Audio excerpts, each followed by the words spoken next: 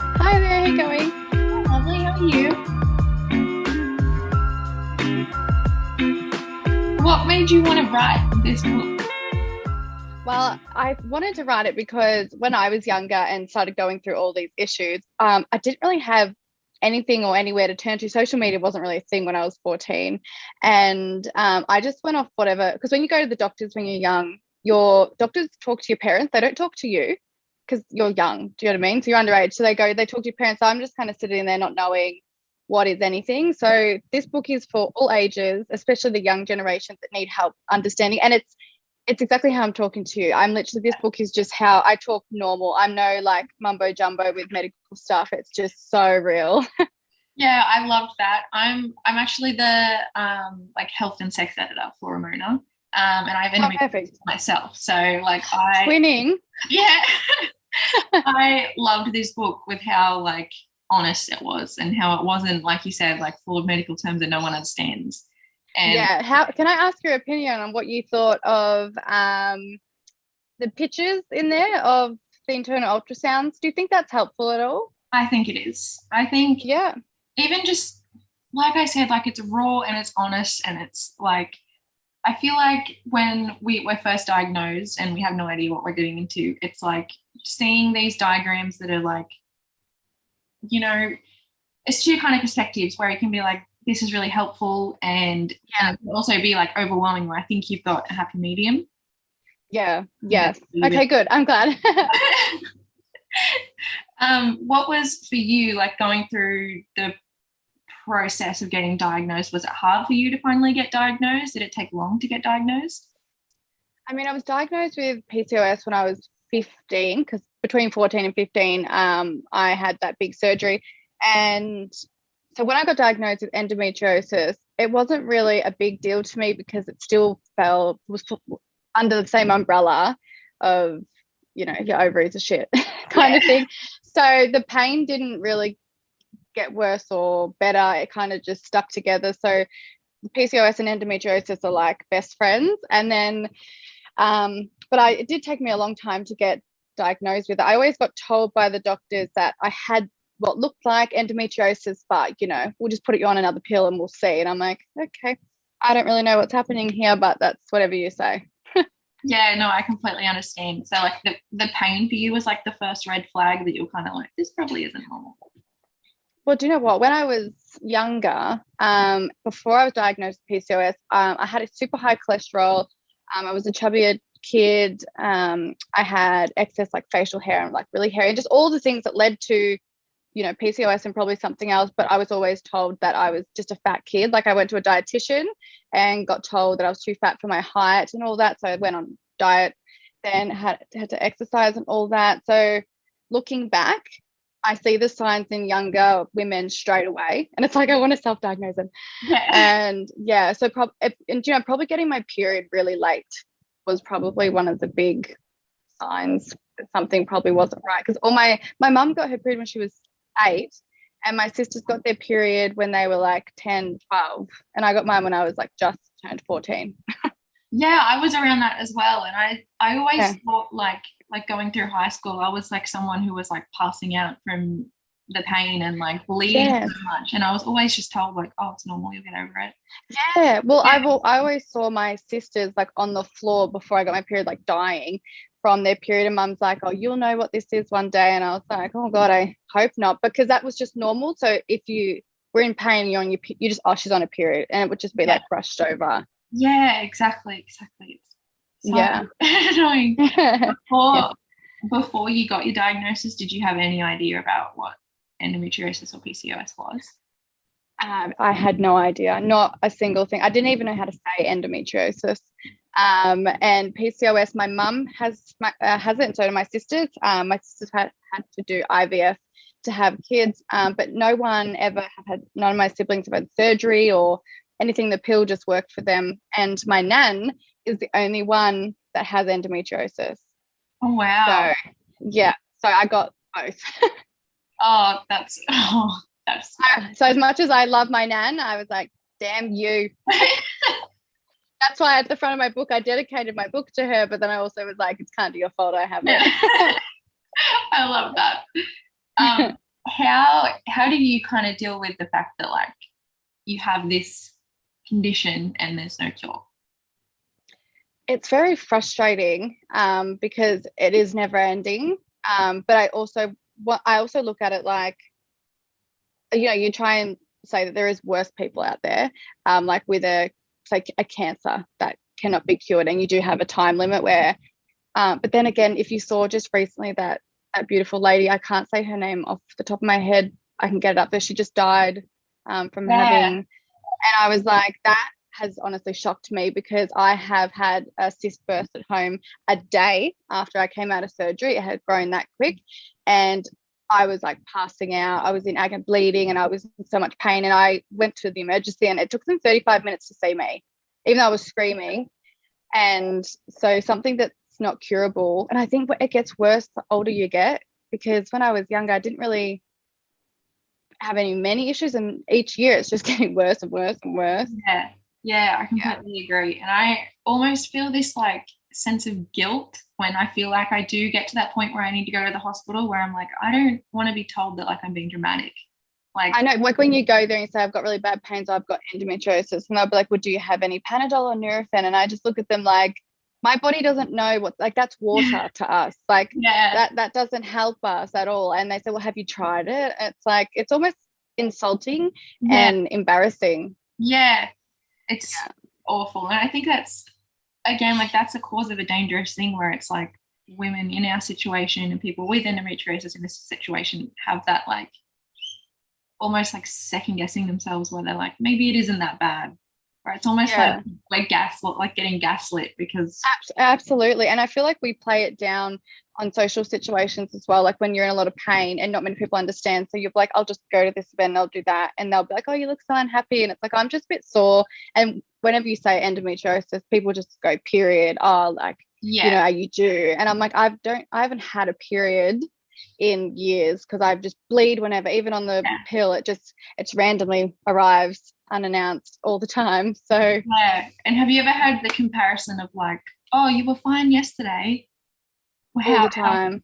That's all the time. Or like if I'm just on the couch and it looks like I'm having a grouse day because I'm just watching Netflix, just like on Instagram, and everyone's like, oh my God, you must have had such a good day doing nothing. I'm like, yeah, but doing nothing, but in so much pain. So it's can't do anything. Yes. And I get that all the time when people will be like, it was not too long ago on my Instagram, people were like, oh, you're so boring now, like you don't go out much. COVID had happened, but also because other people were going to like the beaches or to events and dinners, and I'm like, yeah, but I physically cannot, like I can't even fit into my pants because in 10 minutes it's just going to blow up, and you don't know how big it's going to get, and it gets rock hard, doesn't it? Your stomach gets like rock hard. I like, my partner holds my belly like I'm pregnant. Like, I shove it in my partner's face. I'm like, look at this, look, touch. No, seriously, it's really hard. And I'm like, it's feeling it. And he's like, oh, it is. And then I'll be like, look from my angle, and I get him to like come over my shot. I'm like, look how it's different sizes on one side. Do you know what I mean? Yes, I completely get it. Was it? Yeah. I can't even imagine how hard it would be, like going through something like this while being in the public eye. I admire you in so many levels. It's so strange because when I went on Beauty and the Gig, I was just 18. I already had a few surgeries, but it wasn't really that bad. Then on Love Island, I pretty much just wore a tampon 24/7 because I never knew when I was going to bleed. I was still on the pill. I had some flare-ups, but didn't really talk about it because I was like, it's kind of embarrassing. Back then I was like, no one really talks about it. Then on I'm a Celebrity, Endometriosis Australia was my chosen charity, and then I ended up having a blood clot come out of me. I think I spoke about it in the book. A blood clot come out of me while I came back from a challenge, and it was in front of one of the like producers and two of my camp mates, and literally I just bled down my leg, picked up the clot, threw it in the bush, and just kept walking. And they were like, are you okay? Oh my God, that's so much blood. And in my head I'm like, oh no, it's all right, it's okay. But like, I thank you for even like talking about it on I'm a Celebrity, because like I even had like a few people come up to me at work and they were like, oh, did you see that girl and I'm a Celebrity? She have. And I was like, yeah. I know, and I love it when people do that, like, oh, I know, my friend has what you have, and it's like, okay. They say that, it's like, I love how it's spoken about so much more now. Like just the other day on Channel 10, they had a little segment about medical marijuana.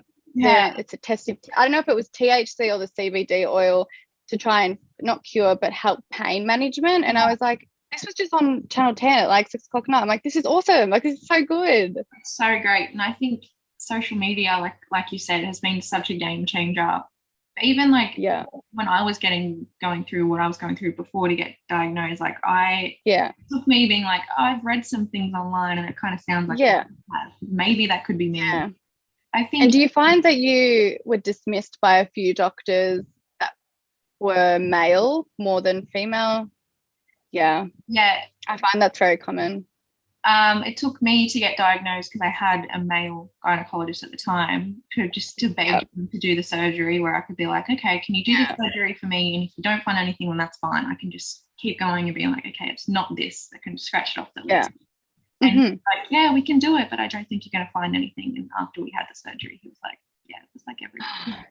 It just baffles me that doctors will prescribe us the pill, or there's like millions of them, and say, see how this goes, when we can get our tonsils out. I got my tonsils out when I was 3, I think. So they put me under anesthetic to get rid of my tonsils, but they won't put younger people through keyhole surgery to be properly diagnosed, or to be told you don't have it, don't trial 17 different pills. Exactly. So I just feel like it's so frustrating when there's an easy option to be diagnosed and it's just so prolonged because they find that invasive. But what I find invasive is ruining your life for 12, 15 years without getting an answer. Exactly. And I think something that isn't spoken about enough is like something like endometriosis, how it affects your self-esteem and like your body image, where you are having those days where you're bloated and you literally look pregnant, and going from like looking one way to looking a completely different way, like between and it happens so quick. See, even at work, I was saying to some of the girls, I was like, oh, I'm in a lot of pain. And like I was wearing a skirt, but it was like a flowy skirt just in case. And all of a sudden it blew up, and they looked at me because it's like, it's flat and then it goes like that. And they were like, oh my God, Erin, like you actually look like pregnant. And then they touched it so hard. They're like, how did this happen within like a few hours? And I said, I'm telling you, it just happens. And when it starts, it's a flare up, and it's like, you can't just leave work. It's like endo flare up, because not many people understand. So, and your stomach, your body just, it changes so quickly. Like you could be having like a good body day and like feeling confident, and then all of a sudden it just, isn't it wild how big your stomach? I just can't believe, and how hard it gets. And I find it hard to actually walk because it strains like near my ovary. And I legitimately feel pregnant because like my pain is on my legs as well. And I'm like, I can't sit properly either. And it's so uncomfortable, and you get angry because you're just uncomfortable. And like having to like cancel things and be like, look, I can't put pants on. I can't come. I can't come. I can't wear underwear. And like, it's also, it affects everything. It affects your social life, your sex life, everything. I find that it just ruins everything. And it's not just in your body, it's in your entire life, no matter what you do. Exactly. It's this thing that I can't control, but it's controlling everything for me. That's the hardest thing. And like you were saying, like it can affect relationships and your sex life. That's something that I'm really passionate about. Talking about sex, like how do you kind of approach painful sex? Well, I actually was just talking about this with my partner the other day. I was just wondering, because I was trying to look at studies, but I couldn't really find any about if, like, how do I word it? The more sex you have or the more aroused you are, does that make the endometriosis worse? Because I find that before I was with my partner Mick, I wasn't really having like sex with a whole bunch of randoms because I was in relationships, but I wasn't having sex in those relationships a lot because of the pain, and I wasn't really feeling it. And then I met Mick and I was like, wow, I love you so much. And we're always, having sex, but then I get in a lot of pain afterwards. So my mind, when you think about sex, automatically goes into defense mode. And I think that ruins everything, because I might not be in pain today, but my mind is telling me that you're going to be. So I'm just, do you understand what I'm saying? Like, you'll be totally fine, but your body is telling you that not to do it, even though you feel like you could do it. 100%. I feel like your mind like goes on like protect mode, where it's like, this is going to happen. Let's not do this. And it's like, It is crazy.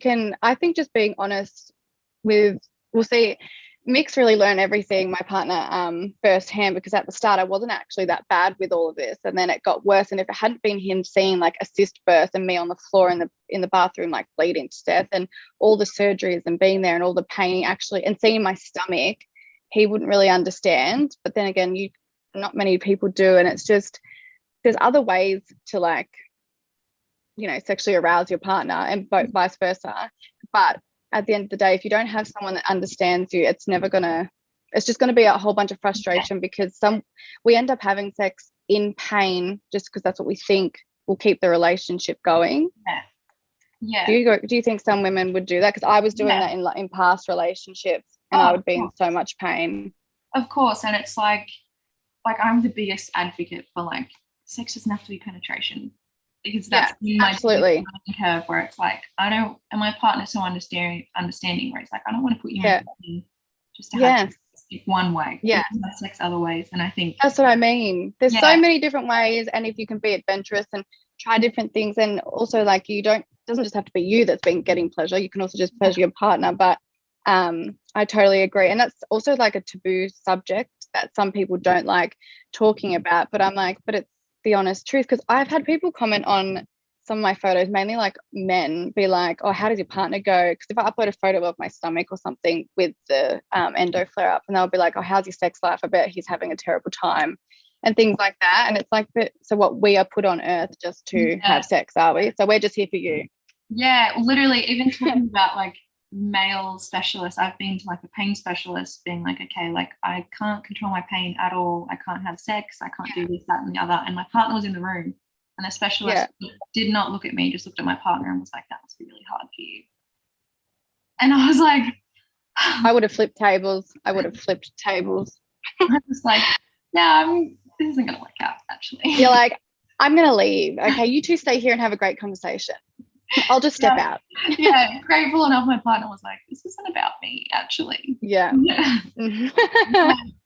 It's so hard, but I just praise you so much for even like in your book, like getting into that kind of topic, and having, I think like young women and people who are having these struggles, like to have a book like that and to be able to be like, okay, I have this and I can read this and get the down low on it, even giving it to family and friends.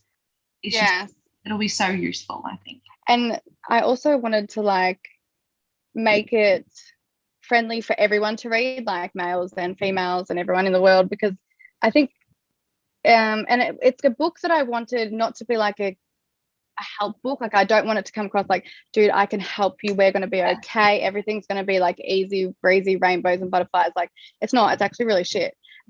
But it's shit for all of us, so let's just like share our experiences and show you what I've done and what worked for me. I didn't want it to be another self-help book that I promise that this will help you. I just wanted it to be like, you're not the only one, I'm also going through it, and let me be the sister or mum to talk to you about it if you don't have that.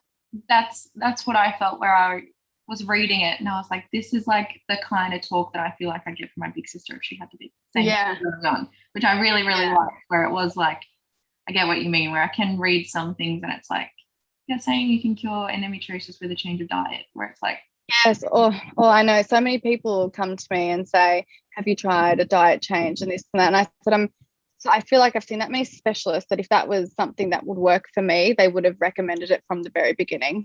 Yeah, of course. And do you get the people coming to you where it's like, oh, just have a baby, that'll cure it? All the time. Or they'll be like, because what with my like all my issues now, I've got adenomyosis, which I'm not surprised, but see how fast that came to me, because I had surgery, so June last year, and then I had surgery in December. So in June, everything was fine with my uterus, like as in no adenomyosis, which is just like endometriosis inside the uterus wall. And then in December, it's just covered all of a sudden. So that's how fast it was probably always there, but just not visible. Yeah. And I can't do IVF because I can't overstimulate my ovaries, because I do grow cysts within 24 hours of surgery and they get very big and they pop.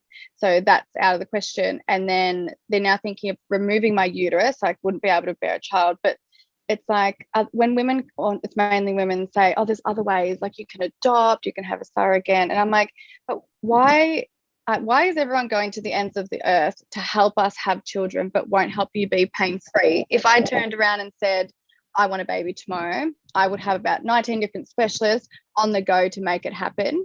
But if I've turned around and said, can you remove everything because I'm actually in a lot of pain, I'm only like 26 and I feel like I don't want to be here, they'll be like, but there's let's just preserve your ovary. It's the golden egg. It's beautiful.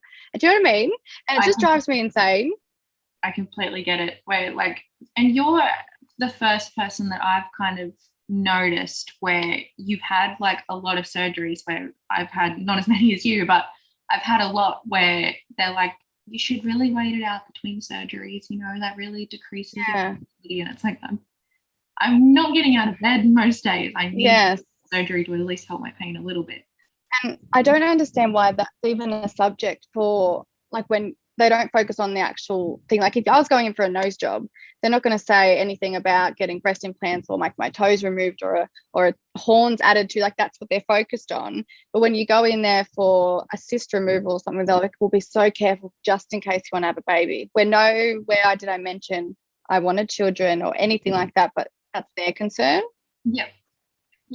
I can understand. And it's almost like a pressure as well, where it's like, I'm only 22 and every appointment they're mentioning kids, and I'm like, I don't want to feel that's not why you're there. Like, I don't want to feel cornered to make this decision now when I'm not ready for it. Absolutely. And so that's what I got told when I was 16, or I think maybe when I was 16 or 17, one of my surgeries, my mum was there and the gynecologist said, you want to probably try and have a baby between 19 and 23 because you won't be able to afterwards. And I was like, I don't even have a boyfriend. So how is that? And then if you were to get pregnant, they might be like, oh, she's too young. Do you know what I mean? Yeah. So you can never win. It's exactly right. And I've had, like, have you been able to like find one specialist that's like really heard you, or have you had to change multiple times? Because I feel like in the book I have changed multiple times, but Tom Manley I've stuck with because he was, and surprisingly he's a male, and he is the only one that has actually listened to me. And he actually told me that if it wasn't for meeting me, not that he didn't believe all his other patients, but when I used to say to him, Tom, I'm in a lot of pain, I know I've got a cyst, you don't even need to do a scan, and he would not believe him, but just think people might be over dramatic and being a bit sooky or whatever. And then he would open me up and be like, Jesus Christ, like, it's 10 times worse than what even he thought it was. And if it wasn't for that, or if it wasn't for me having to have surgery to remove my cyst, because that's mainly the problem, it's an like endometriosis cyst, he didn't realize how quick endometriosis can grow back. Yeah, of course. It's all a learning curve. And I think as having this in a way, like, I say it's kind of like a silver lining of a really shitty situation. In a way, endometriosis has made me more connected with my body, where I'm like listening to like, okay, I have these symptoms, this could be this. Where I think at the start I was just kind of like pushing it all aside, where I was like, it's fine, it's nothing wrong. Yeah, and I even Tom Manley said to me that I'm the only patient he's ever met, or probably person, where I tell him what I have in me before I even get scans. So one time I went in to unstick everything, and I said to him 2 weeks before, I said, I'm pretty sure I have a cyst. He's like, oh, I don't think it would be. I think it's just everything stuck. I'm like, no, I'm pretty sure I do. And then when I woke up, they were like, yeah, you did. And I was like, yeah, I know. Like, you just know, you know your body so well. You can tell the signs. And when you've been going through it as long as you have, you get to know the signs pretty well. Yeah. But some of the worst experiences I've had with gynecologists were women. So, which was very surprising. They were very like rude, and every time I mentioned not wanting to have kids, or because I said IVF, you can do this needle and this needle, and I said, I don't want to do that. And they was just really like, but that's what you're here for. You know, you might change your mind when you get older. Oh, I've had that as well, where like they've mentioned IVF to me, where I've been like, I am in no way in the financial situation to even think about that at the moment. And they're like, almost guilting me to be like, well, if you really want kids, you'll be able to find the money. Where it was like, well, I was trying to I was meant to get my right ovary removed. That's pretty much the last part of my book in that, but it never went through because they wanted me to do egg retrieval, so I had eggs in the bank just in case. And I went to do all that, and they said, yeah, we need you to do all these needles, blah, blah, blah. It's going to cost you about $12,000, and then you pay for the egg storage. And they said, but we need to get at least 19 follicles before we will remove your last ovary. So if we don't, you'll have to do a second cycle. And I was like, so another 12,000? They're like, yes. And I'm like, so I'm going to spend over 20 grand for something I don't ever want, because I'm not going to use those eggs. Even if you find one, I'm not going to use it for a surrogate or something like that. And just so you're happy with what is in the bank of something I'm not going to use. Do you know what I mean? It was just all about them. It was not about me. Exactly. And it feels like I've been to places like fertility specialists just to be like, okay, where do I stand, just so I have an idea. I'm not ready for kids now. Yeah. And they feel like, I always feel pressured to be like, okay, you need to have this money. You need to reserve your eggs. And I'm like, I cannot do that. Like, even being chronically ill is expensive. Oh my God, it's so expensive. I can't believe that it's half of the most of it is not covered by any sort of Medicare or anything. Even my private health insurance, I asked them about, because I had IVF on it. So I was like, oh, cool, maybe they can help. But did you know they don't cover it if you don't do the IVF process? So my process would have been just the egg retrieval and then storage. But they don't do that. It has to be like the transfer of the egg and all doing that. And I was like, well, then you should specify that in your policy, because that's crazy. Exactly. And it's really hard as well for, like, I was on the disability pension for quite a while because it affects like my heart condition, which makes me pass out a lot. And the dismissal I got from so many specialists who aren't, open to people who aren't on private health, where it was like the accessibility just really isn't there.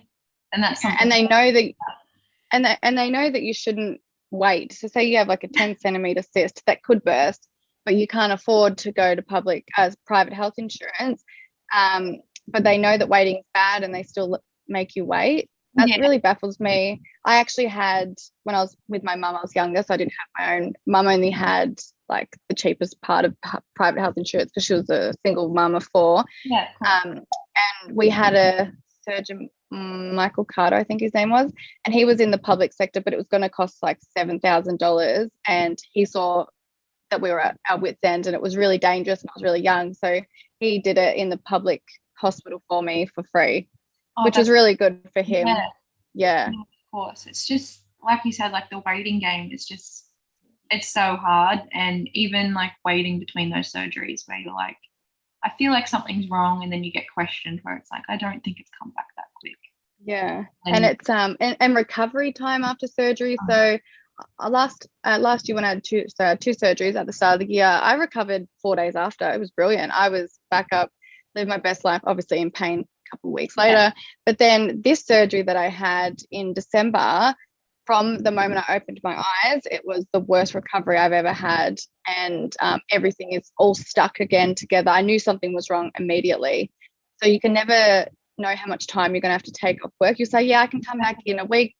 Could be 6 weeks, could be 6 months. And then people look at you like you're unreliable, and it gets you, and you could get depressed from it. And if you don't have a good circle of friends and family, it just sucks. I will sum it up. It just sucks. Yeah. Well, thank you so much for talking to me. It really has been an honor, and I love your book, and I'm going to recommend it to everyone that I talk about. Oh, thank you so much. I really appreciate you having me on here. This was just like talking to friends. This was nice. I really liked it. Thank you. Oh, well, thank you so much, Haylee. I really appreciate it.